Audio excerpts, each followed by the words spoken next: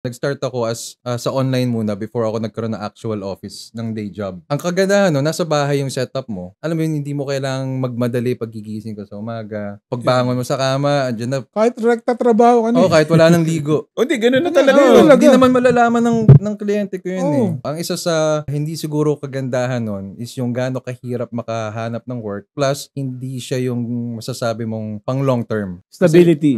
Kasi depende kasi yan sa nagtatrabaho. Kasi kung ano yung estado mo ng buhay mo na, kunyari, ako, pamilyado ako. Yung tingin ko sa online jobs o yung sa work from home setup is talagang napakaganda. Dahil, kumbaga, nakikita mo pa rin yung mga bata. Na supervise mo pa din. Yun, nakikita mo sila, lumalaki, ganun. Hindi yung trabaho ng trabaho, hindi mo na sila parang naalagaan. Pero hindi ba ang common issues nung iba kasi, pag nasa bahay ka daw, hindi ka ganun ka-productive.